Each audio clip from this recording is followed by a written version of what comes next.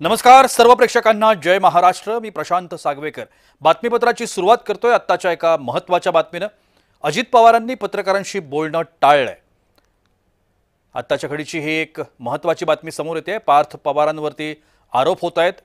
अजित पवारांनी या आरोपांना उत्तर देणं टाळलंय। पार्थ पवारांवरती जमीन गैरव्यवहार केल्याचा आरोप होतोय। या संदर्भात पत्रकारांनी अजित पवारांना प्रश्न विचारले, मात्र या प्रश्नांना अजित पवारांनी उत्तर देणं टाळलंय।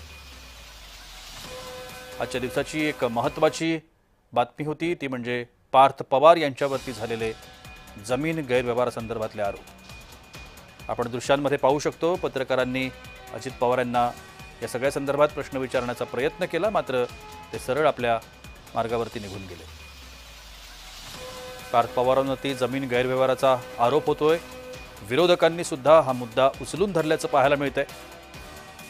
स्थानिक स्वराज्य संस्थांच्या निवडणुका तोंडावरती आहेत आणि अशा वेळेला आता वेगवेगळ्या आरोप प्रत्यारोपांना वेग आलाय। राजकीय हालचाली वाढलेल्या आहेत। आपण या सगळ्या संदर्भात अधिक माहिती घेण्याचा प्रयत्न करूया।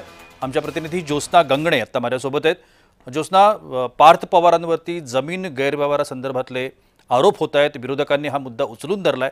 अजित पवारांनी मात्र या सगळ्या संदर्भात बोलणं टाळलंय। नेमकं त्या ठिकाणी काय घडलं?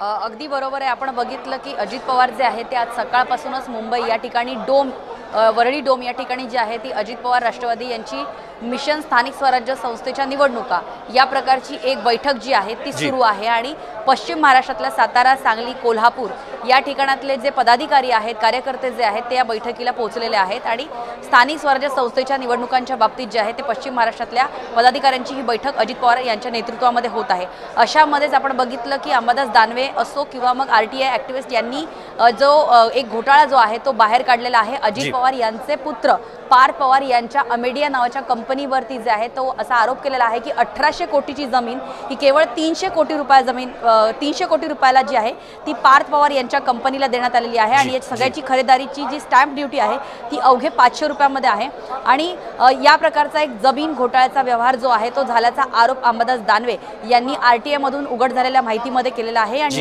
यावरती जे आहे मुख्यमंत्री देवेंद्र फडणवीस यांना जेव्हा माध्यमांनी प्रश्न विचारला तर या प्रकरणाची दखल घेतली जाईल असं सुद्धा मुख्यमंत्री म्हणाले। त्यानंतर जे आहे या मिशन स्वराज्य स्थानिक संस्था या बैठकीमध्ये अजित पवार यांना जेव्हा माध्यमांनी जय महाराष्ट्राच्या रिपोर्टर्सनी आणि अनेक माध्यमांनी ज्यावेळेस विचारलं अजित पवारांना या संदर्भात घोटाळ्याच्या खरं तर ज्योत्स्ना या सगळ्या संदर्भात अजित पवारांनी बोलणं खरं तर अपेक्षित होतं, कारण ज्या पद्धतीनं हा मुद्दा उचलून धरला जातोय, विरोधक सातत्यानं टीका करता आहेत अजित पवारांवरती। एकीकडे आपण रुपाली चाकणकर प्रकरण जे आहे ते सुद्धा चर्चेमध्ये आहे, त्यावरून सुद्धा राष्ट्रवादीला घेरण्याचा प्रयत्न होतोय। अशा वेगवेगळ्या आरोपांमध्ये सध्या राष्ट्रवादी काँग्रेस आणि अजित पवार अडकलेले असताना या संदर्भातल्या प्रश्नांवरती उत्तर देणं खरं तर अजित पवारांनी अपेक्षित होतं। अगदी बरोबर आहे, कारण अजित पवार हे राज्याचे उपमुख्यमंत्री आहेत, अर्थमंत्री आहे आणि त्यामुळे राज्यामध्ये दोन मोठ्या घडामोडी घडत आहेत जे त्यांच्या पक्षाशी रिलेटेड आहेत आणि दुसरं जमीन गैरव्यवहार घोटाळा जो प्रकरण आहे ते तर त्यांच्या स्वतःच्या खुद्द मुलाशी संबंधित असून सुद्धा अजित पवार जे आहेत त्यांनी या प्रकरणावरती त्यांचं जे काही म्हणणं आहे ते मांडायला पाहिजे होतं। एक जबाबदार पदावरती आहेत, स्वतःच्या मुलावरती आरोप झालेले आहेत, अशामध्ये माध्यमांसमोर येऊन त्यांनी जे काही त्यांचं म्हणणं मांडायला पाहिजे होतं। पण अजित पवार यांचं जर संपूर्ण आपण बघितलं की जसे कॅमेरे समोर आले आणि पत्रकारांनी अजित पवारांना ज्यावेळेस असा प्रश्न विचारला की उपमुख्यमंत्री साहेब की काय झालं या प्रकरणासंदर्भात, तर अजित पवार जे आहेत ते स्वतः तडकाफडकी काही न बोलता जे आहेत ते बैठकीला परत गेलेले आहेत। त्यामुळे असं एक दिसतंय की प्रकरण पार्टीचं असो किंवा त्या महिला आयोगाच्या रुपाली चाकणकर यांचं असो किंवा पार्थ पवार यांच्यावरती झालेले आरोप असो, या सर्वांवरती अजित पवार जे आहेत त्यांची सध्या शांत राहण्याची भूमिका या ठिकाणी दिसते। मात्र अजित पवार यांना याचं उत्तर द्यावं लागेल, कारण राज्याचे उपमुख्यमंत्री आहे,